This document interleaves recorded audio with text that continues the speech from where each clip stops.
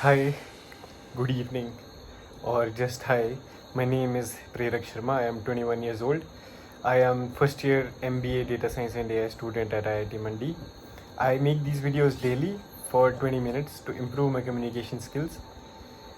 Nowadays, what I do is read some texts of Bhagavad Gita and also speak on some topic that I like or I find fascinating throughout the whole day.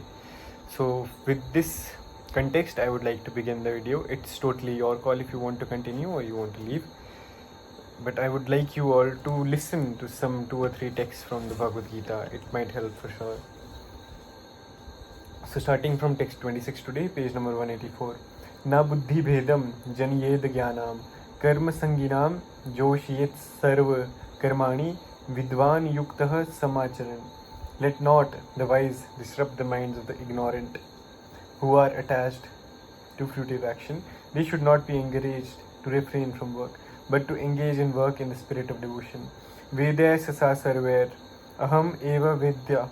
That is the end of all Vedic rituals. All rituals, all performances of sacrifices and everything that is put into the Vedas, including all directions for material activities, are meant for understanding Krishna, who is the ultimate goal of life. But because the conditioned souls do not know anything beyond sense gratification, they study the Vedas to that end. Through sense regulations, however, one is gradually elevated to Krishna consciousness. Therefore, a realized soul in Krishna consciousness should not disturb others in their activities or understanding, but he should act by showing how the results of all work can be dedicated to the service of Krishna. The learned Krishna conscious person may act in such a way that the ignorant person working for sense gratification may learn how to act and how to behave. Although the ignorant man is not to be disturbed in his activities, still a slightly developed Krishna conscious person may directly be engaged in the service of the Lord without waiting for other Vedic formulas. For this fortunate man, there is no need to follow the Vedic rituals, because in direct Krishna consciousness one can have all the results simply by following the prescribed duties of a particular person. प्रकृतेः क्रियमाणानि गुणः कर्माणि सर्वशः अहंकार विमूढ़ात्मा कर्ताहमिति मन्यते. The bewildered spirit soul, under the influence of the 3 modes of material nature, thinks himself to be the doer of activities which are in actuality carried out by nature. 2 persons, one in Krishna consciousness and the other in material consciousness, working on the same level, may appear to be working on the same platform, but there is a wide gulf of difference in their respective position. The person in material consciousness is convinced by false ego that he is the doer of everything. He does not know that the mechanism of the body is produced by material nature, which works under the supervision of the Supreme Lord. The materialistic person has no knowledge that ultimately he is under the control of Krishna. The person in false ego takes all credit for doing everything independently, and that is the symptom of his nescience. He does not know that this gross and subtle body is the creation of material nature under the order of the Supreme Personality of Godhead, and as such his bodily and mental activities should be engaged in the service of Krishna in Krishna consciousness. The ignorant man forgets that the Supreme Personality of Godhead is known as Rishikesh, or the master of the senses of the material body, for due to his long misuse of the senses in sense gratification, he is factually bewildered by the false ego, which makes him forget his eternal relationship with Krishna. Tattva vittu mahabaho gunakarma vibhagayoh guna guneshu vartant iti matva na sajjate. One who is in knowledge of the absolute truth, O mighty arm, does not engage himself in the senses and sense gratification, knowing well the differences between work in devotion and work for fruitive results. The senses and sense gratification, knowing well the differences between work in devotion and work for fruitive results. The knower of the absolute truth is convinced of his awkward position in the material association. He knows that he is part and parcel of the Supreme Personality of Godhead, Krishna, and that his position should not be in the material creation. He knows his real identity as part and parcel of the Supreme, who is eternal bliss and knowledge, and he realizes that somehow or other he is entrapped in the material conception of life. In his pure state of existence, he is meant to dovetail his activities in devotional service to the Supreme Personality of Godhead, Krishna. He therefore engages himself in the activities of Krishna consciousness and becomes naturally attached to the activities of the material senses, which are all circumstantial and temporary. He knows that his material condition of life is under the supreme control of the Lord. Consequently, he is not disturbed by all kinds of material reactions, which he considers to be the mercy of the Lord. According to Srimad Bhagavatam, one who knows the absolute truth in three different features, namely Brahman, Paramatma, and the Supreme Personality of Godhead, is called Tattvat. For he knows also his own factual position in relationship with the Supreme. Prakriter gun sammudaha sanjante gunakarmasu tan kritastra vido mandan kritastra vin vichalayet. Bewildered by the modes of material nature, the ignorant fully engage themselves in material activities and become attached.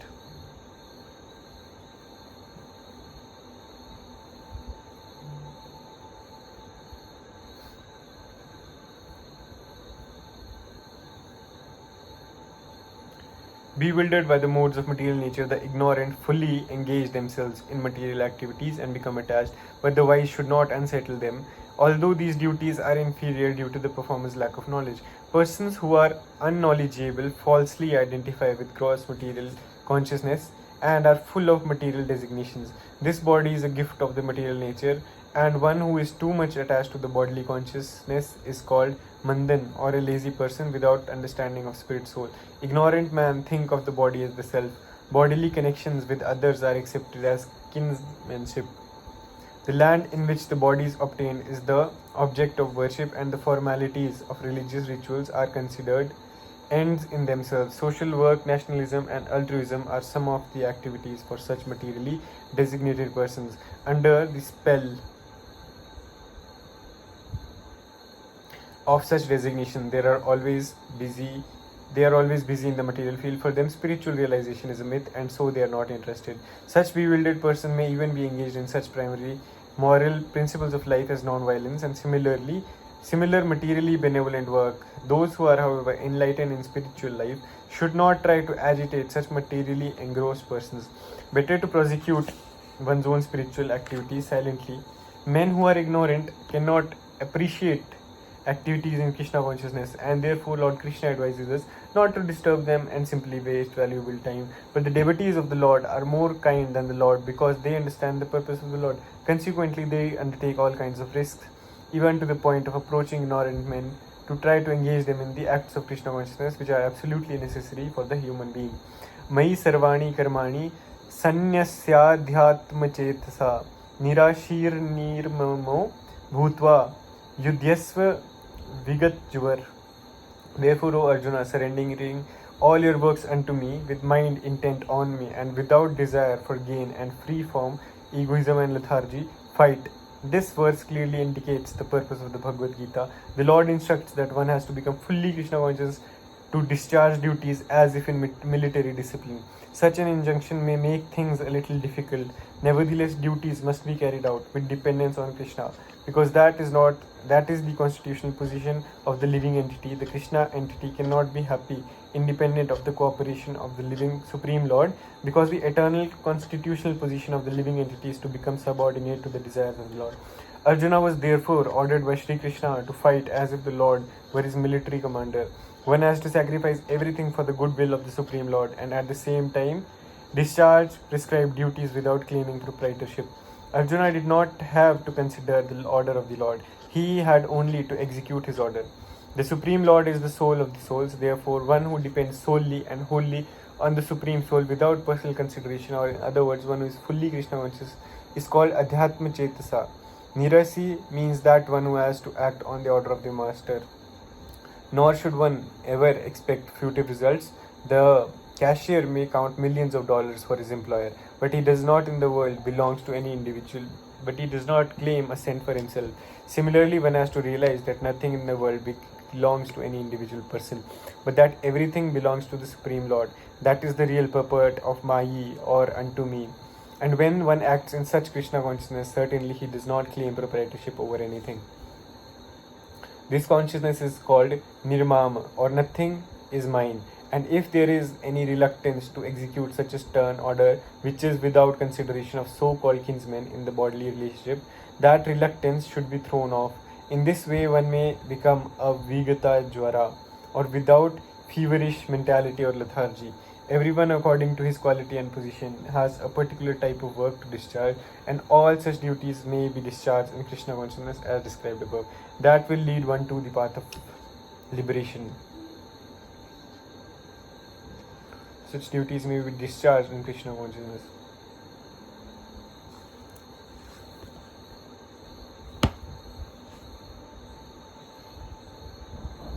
Give me a second here. Let's continue.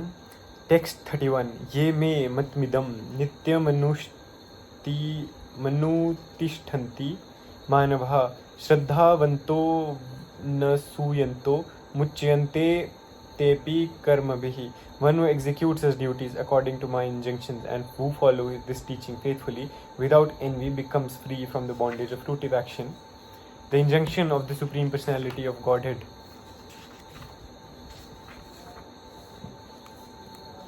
Krishna is the essence of all Vedic wisdom and therefore is eternally true without exception. As the Vedas are eternal, so is eternally true. As the Vedas are eternal, so this truth of Krishna consciousness is also eternal. One should have firm faith in this injunction without envying the Lord. There are many philosophers who write comments on the Bhagavad Gita but have no faith in Krishna. They will never be liberated from the bondage of fruitive action. But an ordinary man with firm faith in the eternal injunction of the Lord, even though unable to execute such orders, become liberated from the bondage of the law of karma. In the beginning of Krishna consciousness, one may not fully discharge the injunction of the Lord, but because one is not resentful of this principle and works sincerely without consideration of defeat and hopelessness, he will surely be promoted to the stage of pure Krishna consciousness.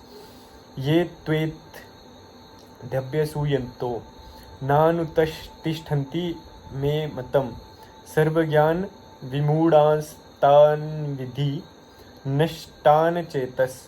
But those who out of envy disregard these teachings and do not practice them regularly are to be considered bereft of all knowledge, befooled and doomed to ignorance and bondage. The flaw of not being Krishna conscious is clearly stated herein.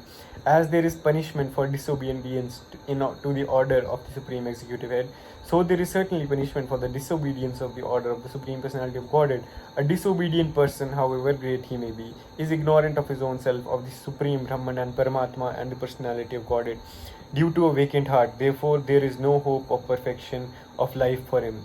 Sadyasham cheshtate swasyaha prakritergyanvanapi prakritim yanti bhutani nigraha kim karishyati. Even a man of knowledge acts according to his own nature, for everyone follows his nature. What can repression accomplish?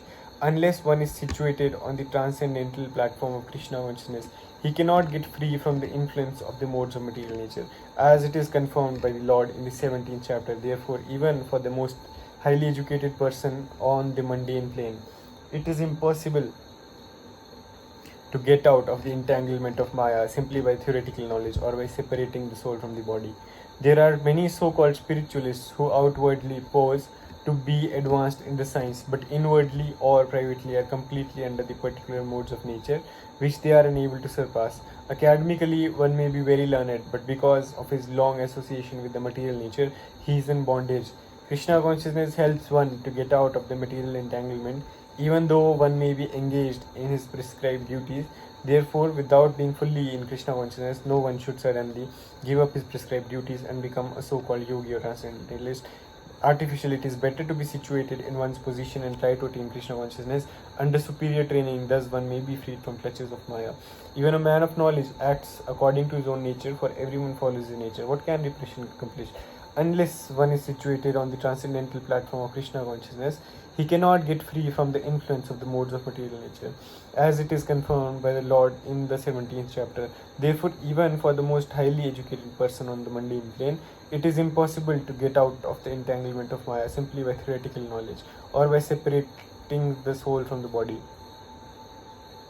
There are so many so-called spiritualists who outwardly pose to be advanced in the science, but inwardly or privately are completely under the particular modes of nature which they are unable to surpass. Academically, one may be very learned, but because of his long association with material nature, he is in bondage. Krishna consciousness helps one to get out of the material entanglement, even though one may be engaged in his prescribed duties. Therefore, without being fully in Krishna consciousness, no one should suddenly give up his prescribed duties and become a so-called yogi and transcendentalist artificially. It is better to be situated in one's position and try to attain Krishna consciousness under superior training. Thus one may be freed from the clutches of Maya. Indriyasyendriyasyarthe rag dveshau vyavasthitau tayorn vashmagachetau hyasya paripanthino. Indriyasyendriyasyarthe. Attraction and repulsion for sense objects are felt by embodied beings. Those who are in Krishna consciousness are naturally reluctant to engage in material sense gratifications. But those who are not in such consciousness should follow the rules and regulations of the revealed scriptures. Unrestricted sense enjoyment is the cause of material engagement. But one who follows the rules and regulations of the revealed scriptures does not become entangled by the sense object. For example, sex enjoyment is a necessity for the conditioned soul, and sex enjoyment is allowed under the license of marriage ties. For example, according to scriptural injunctions, one is forbidden to engage in sex relationships with any woman other than one's wife. All other women are to be considered as one's mother. But in spite of such injunctions, a man is still inclined to have sex relationships with other women. These propensities are to be curbed, otherwise they will be stumbling blocks on the path of self-realization. As long as the material body is there, the necessities of the material body are allowed, but under rules and regulations, and yet we should not rely upon the control of such allowances. One has to follow those rules and regulations unattached to them, because practice of sense gratifications under regulations may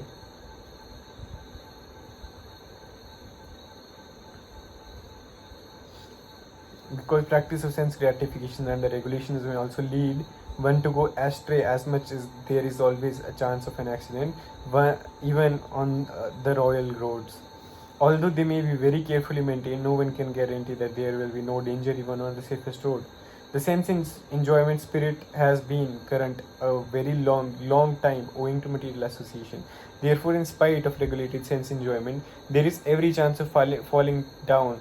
Therefore, any attachment for regulated sense enjoyment must also be avoided by all means. But action in the loving service of Krishna detaches one from all kinds of sensory activities. Therefore, no one should try to be detached from Krishna consciousness at any stage of life. The whole purpose of detachment from all kinds of sense attachment is ultimately to become situated on the platform of Krishna consciousness. Shreyan swadharmo vigunah paradharmat savanushtitat swadharme nidhanam shreyah paradharmo bhayavah.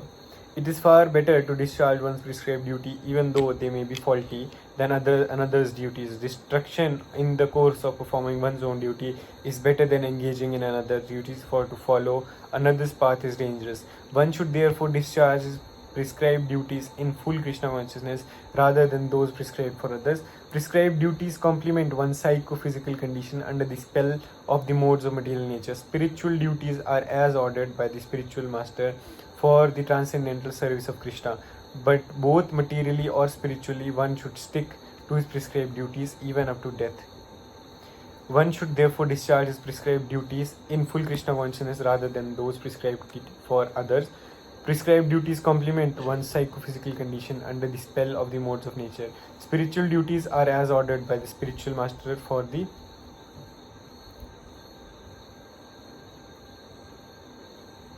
One should therefore discharge his prescribed duties in full Krishna consciousness rather than those prescribed for others. Prescribed duties complement one's psychophysical condition under the spell of the modes of material nature. Spiritual duties are as ordered by the spiritual master for the transcendental service of Krishna. But both materially or spiritually, one should stick to his prescribed duties even up to death rather than imitate another's prescribed duties.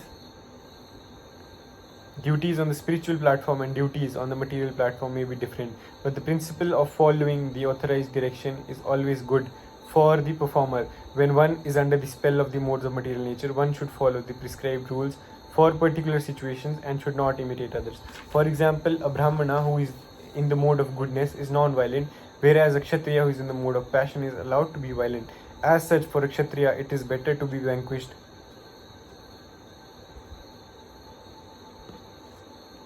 It is as such, for a Kshatriya, it is better to be vanquished following the rules of violence than to imitate a Brahmana who follows the principles of non-violence.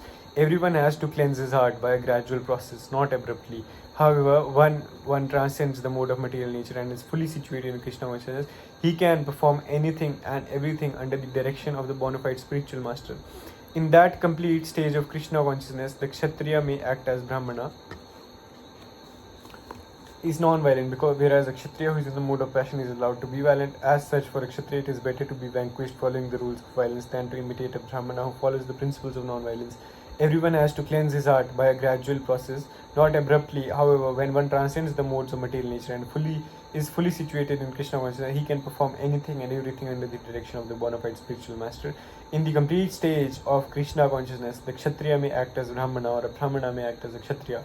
In the transcendental stage, the distinctions of the material world do not apply. For example, Vishwamitra was originally a Kshatriya, but later on he acted as a Brahmana, whereas Parashurama was a Brahmana, but later on he acted as a Kshatriya. Being transcendently situated, they could do so, but as long as one is on the material platform, he must perform his duties according to the modes of material nature. At the same time, he must have a full sense of Krishna consciousness. Arjuna Uvach Atken Prayuktoyam Papam Charati Purushah Anichanapi Vashraneya Baladiv Niyojitah. Arjuna said, O descendant of Vrishni, by what is one impelled to sinful acts, even unwillingly as if engaged by force? O living entity, as part and parcel of the Supreme, is originally spiritual, pure and free from all material contaminations. Therefore, by nature, he is not subjected to the sins of the material world. But when he is in contact with the material nature, he acts in many sinful ways, without hesitation, as sometimes even against his will.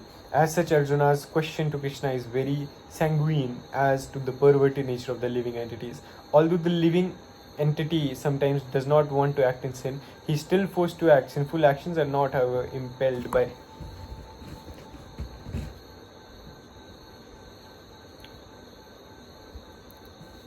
sinful actions is very sanguine as to the perverted nature of the living entities. Although the living entity sometimes does not want to act in sin, he is still forced to act. Sinful actions are not, however, impelled by the Supreme Lord within, but are due to another cause, as Lord explains in the next verse.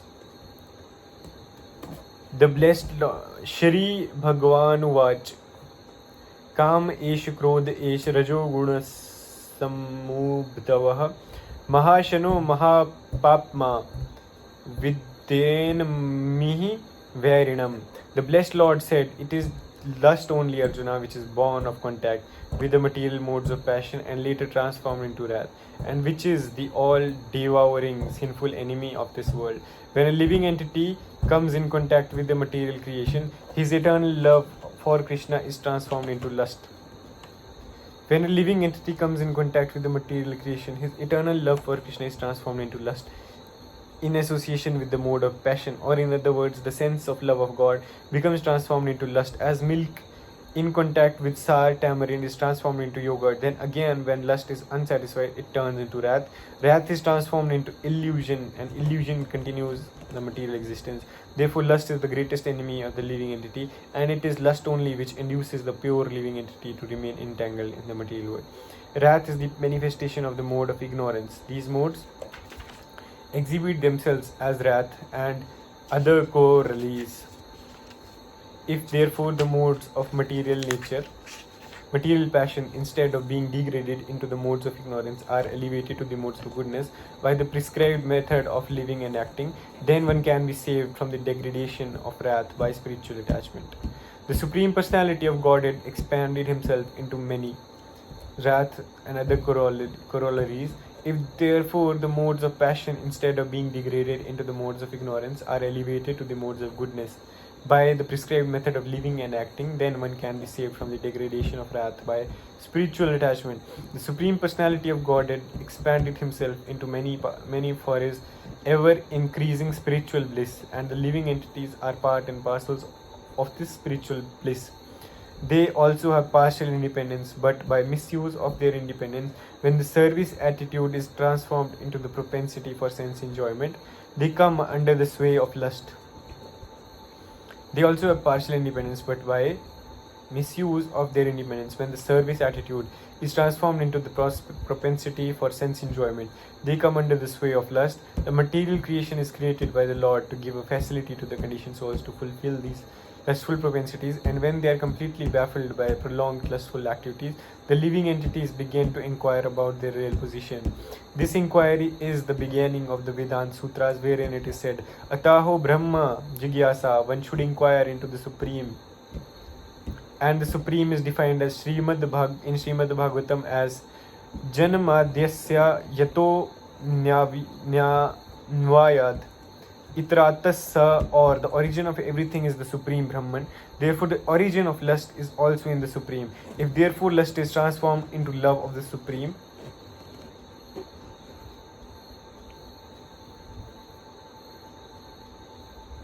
the origin of everything is the Supreme Brahman. Therefore, the origin of lust is also in the Supreme. If therefore lust is transformed into love for the Supreme, or transformed into Krishna consciousness, or in other words, desiring everything for Krishna, then both lust and wrath can be spiritualized. Hanuman, the greatest servitor of Lord Rama, engaged his wrath upon his enemies for the satisfaction of the Lord. Therefore, lust and wrath, when they are employed in Krishna consciousness, become our friends instead of our enemies. Dhume na vriyate vahriyashyatha darsho malena cha yathol benavrito garbhastha tenedmavritam. As fire is covered by smoke, as a mirror is covered by dust, or as the embryo is covered by the womb, similarly the living entity is covered by the different degrees of this lust.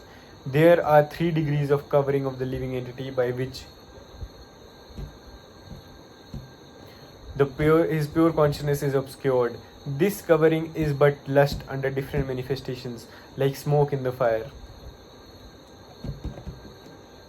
dust on the mirror, and the womb about the embryo. When lust is compared to smoke, it is understood that the fire of the living spark can be a little perceived. In other words, when the living entity exhibits his Krishna consciousness slightly, he may be likened to the fire covered. No overt manifestation of fire in the early stage.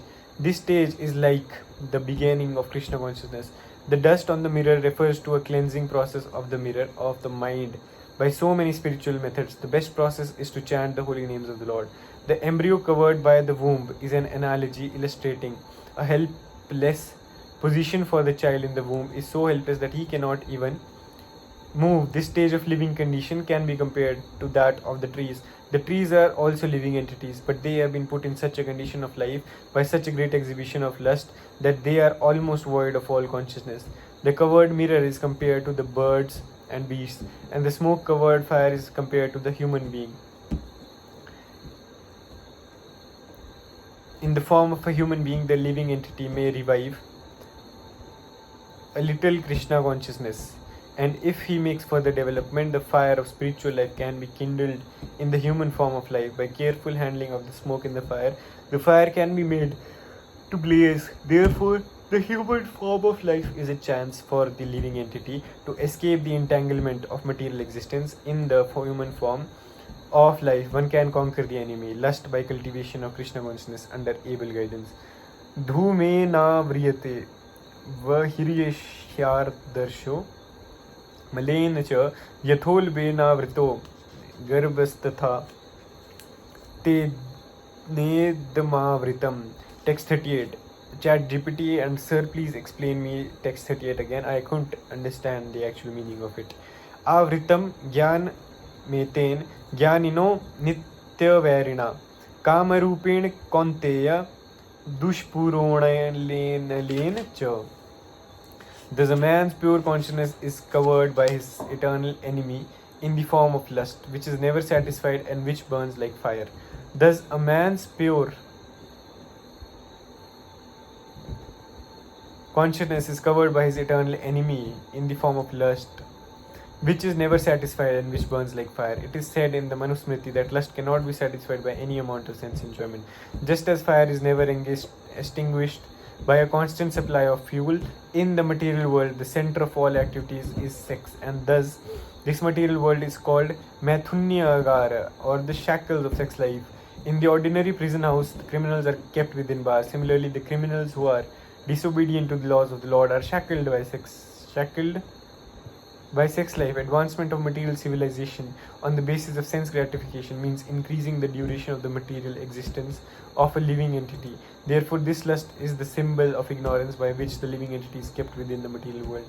While one enjoys sense gratification, it may be that there is some feeling of happiness, but actually that so-called feeling or happiness is the ultimate enemy of the sense enjoyer.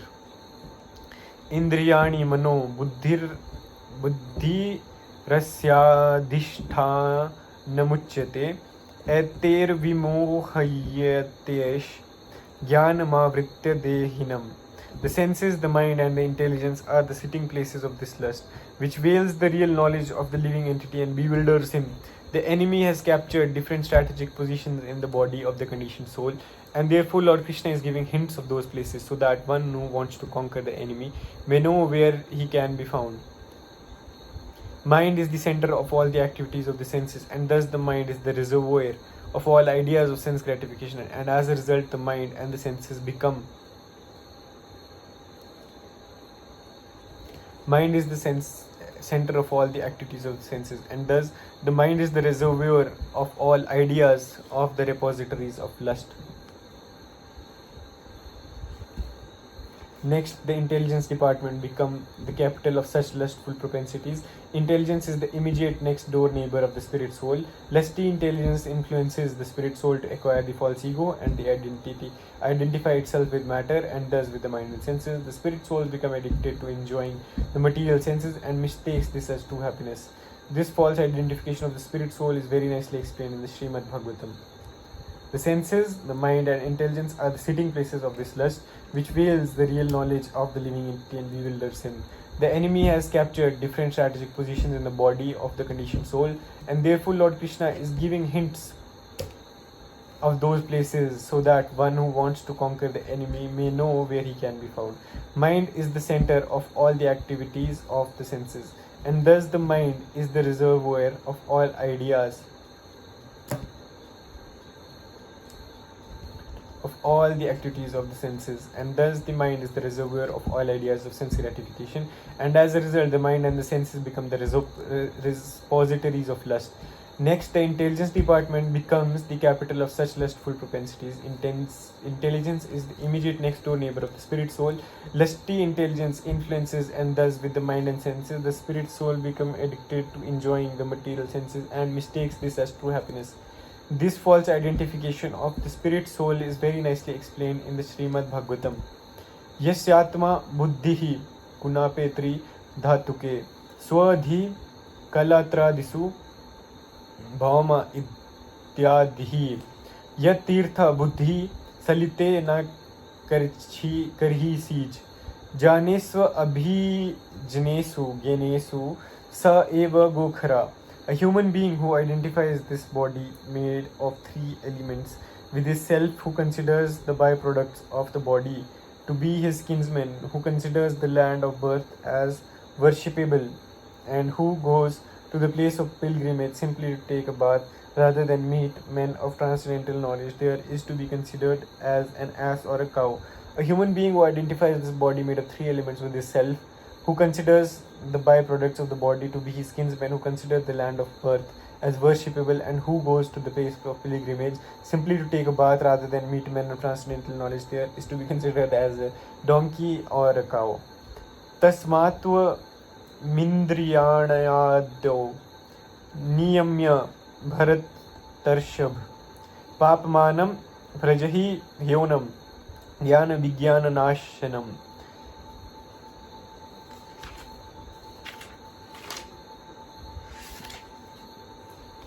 Therefore, O Arjuna, best of the Bharatas, in the very beginning, curb this great symbol of sin by regulating the senses and slay this destroyer of knowledge and self-realization. The Lord advised Arjuna,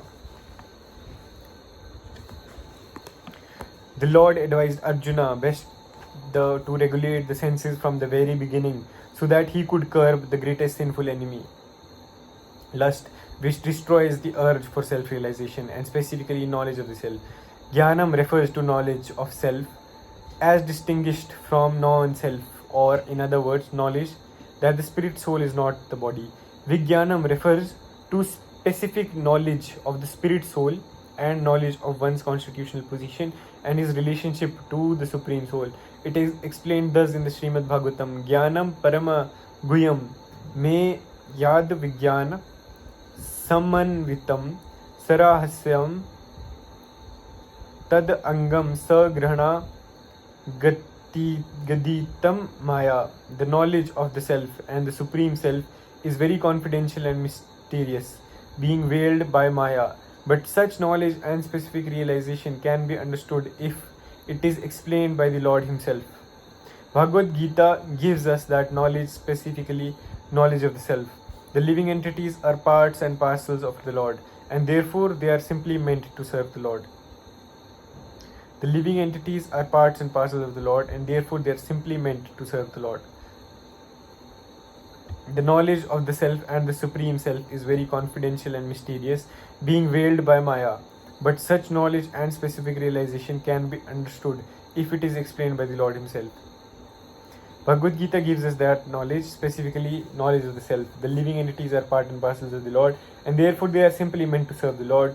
This consciousness is called Krishna consciousness. So from the very beginning of life, one has to learn this Krishna consciousness, and thereby one may become fully Krishna conscious and act accordingly. Lust is only the perverted reflection of the love of God, which is natural for every living entity. But if one is educated in Krishna consciousness from the very beginning, that natural love of God cannot deteriorate into lust. When love of God deteriorates into lust, it is very difficult to return to the normal condition. Nonetheless, Krishna consciousness is so powerful that even a late beginner can become a lover of God by following the regulative principles of devotional service. So from any stage of life, or from the time of understanding its urgency, one can begin regulating the senses in Krishna consciousness, devotional service of the Lord, and turn the lust into love of Godhead, the highest perfectional stage of human life. Indriyani paranya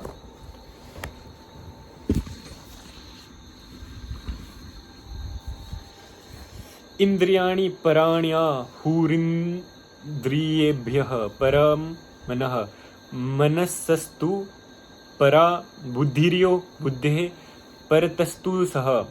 The working senses are superior to dull matter. Mind is higher than the senses. Intelligence is still higher than the mind, and he is even higher than the intelligences. The senses are different outlets for the activities of lust. Lust is reserved within the body, but it is given vent through the senses. Therefore, the senses are superior to the body as a whole. These outlets are not in use when there is superior consciousness or Krishna consciousness. In Krishna consciousness, the soul makes direct connection with the Supreme Personality of Godhead. Therefore, the bodily functions as described here ultimately end in the Supreme Soul. Bodily action means the functions of the senses, and stopping the senses means stopping all bodily actions. But since the mind is active, then even though the body may be silent and at rest, the mind will act as it does during dreaming. But above the mind there is bodily action means the functions of the senses, and stopping the senses means stopping all bodily actions. But since the mind is active, then even though the body may be silent and at rest, the mind is active. Then even though the body may be silent and rest, the mind will act as it does during dreaming. But above the mind there is the determination of the intelligence, and above the intelligence is the soul proper. If therefore the soul is directly engaged with the Supreme, naturally all other subordinates, namely the intelligence, mind, and the senses will be automatically engaged.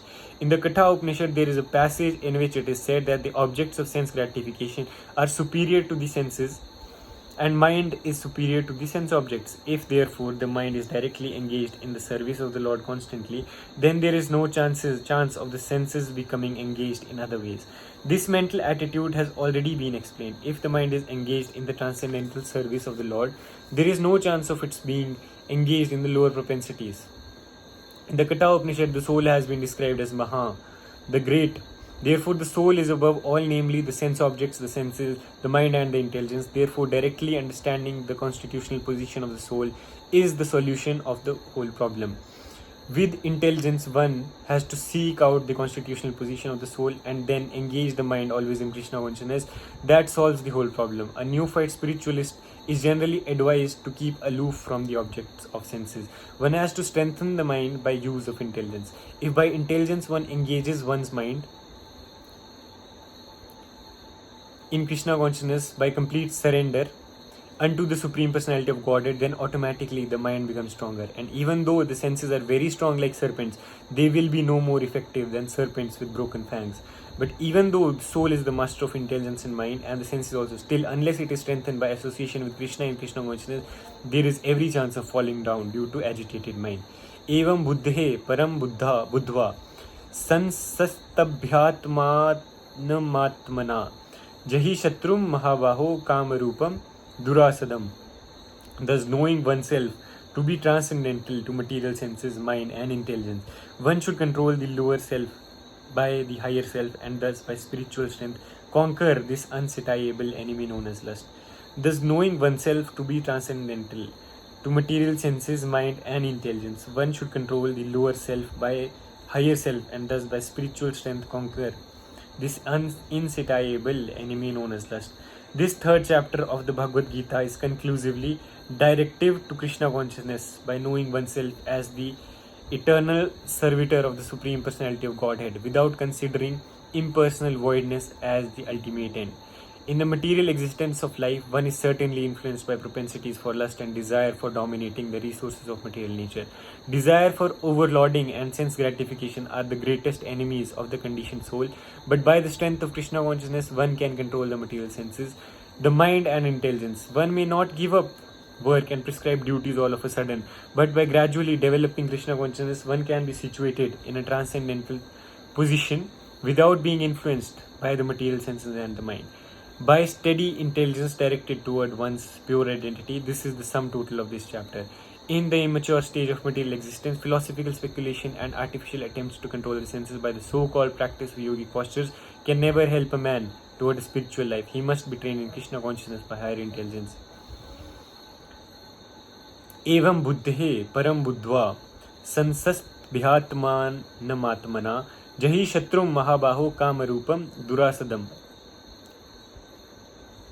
Thus, knowing oneself to be transcendental to material senses, mind, and intelligence, one should control the lower self by the higher self, and thus by spiritual strength conquer this unsatiable enemy known as lust.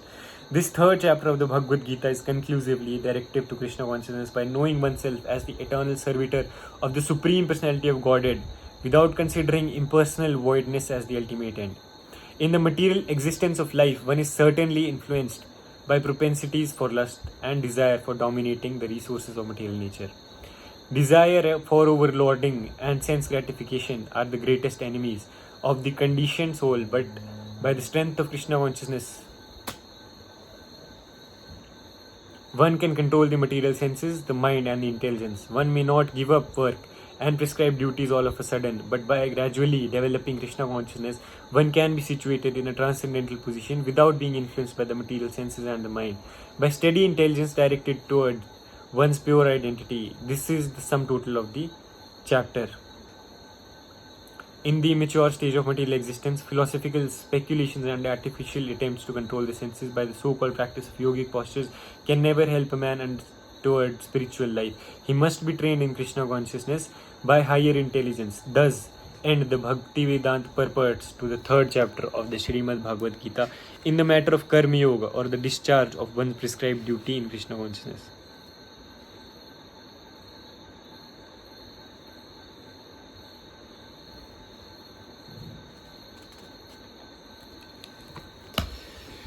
So guys, we came to the end of the challenge that we had. 3 chapters of Bhagavad Gita. Today it's 5 September, and on 5 September we mark the date as the end of 3 chapters. The challenge which was given to me. The first day that I started this challenge, I mentioned in the video that time will fly so fast that I won't even realize when I finished the 3 chapters. And today the day has come, And if I look back into the time or the space that has passed, time that has passed, it feels like yesterday, it feels like previous second that I began it. It actually took me many sessions, many days to get disciplined and to actually read Bhagavad Gita daily. But I don't know how time passed. I am just a cosmic being traveling in time. There is no space around, it's just time, samay. I just have to perform my actions which are in accord with my mode of goodness. And mode of goodness requires gathering knowledge of self, mostly the knowledge of the self, and also simply knowledge. That is my task, that is what I am doing, and that is what I will be doing in my life. You all are here to witness it. My transformation in the next 2 years will be in front of you all. I was not this confident the first day I started making videos, but there is a change now. Why or how did this change come to life? Because I worked hard. I have told you many times that you only have two best friends, discipline and consistency. Only two best friends. These two can take you anywhere, in any point or anywhere that you want to go. Discipline and consistency, work towards a good cause, have a name for yourself, have knowledge, respect others, be respected, be strong. If something bad happens, you should be able to retaliate, you should be able to reciprocate. Arjuna fought. If Duryodhana and Kauravas are insisted in fighting, and you have tried every sort of method to stop them, and they are not stopping themselves, we have to fight, we have to establish the dharma. Lord Krishna came and established the dharma. We have to do the duty ourselves. But we need to be aware. Krishna consciousness needs to be there. Biggest enemy is lust, because lust is the opposite of love of the God. Only lust that is allowed is in a marriage type of setting. Keeping these things in mind, I will move on in life. Let's see where this journey goes. You all are here to witness it. For today, this is it. I'll prepare some business plan and a LinkedIn post for Yogify, as today is the Teachers' Day. Let's see what happens. You all will get to know how that post looks like through LinkedIn. You all can subscribe or follow my LinkedIn. It is in the description below. The links to my socials are LinkedIn, Instagram and Twitter, all in the description below. You can personally DM me anything that you want there. If you want to comment below your insight or something that you learned or any question that you can't personally connect with me, mention in the comments below. Like this video, share it with your friends if you want to, because this is the message of the Lord. And this was it for today. Subscribe. I don't hope, as you all know, I know you liked it. If you have watched till this moment, I know you like it, and I make sure that these videos are likeable. So we'll meet tomorrow. Till then, bye. Take care. Signing off. Prerak Sharma, IIT Mandi, MBA Data Science and AI.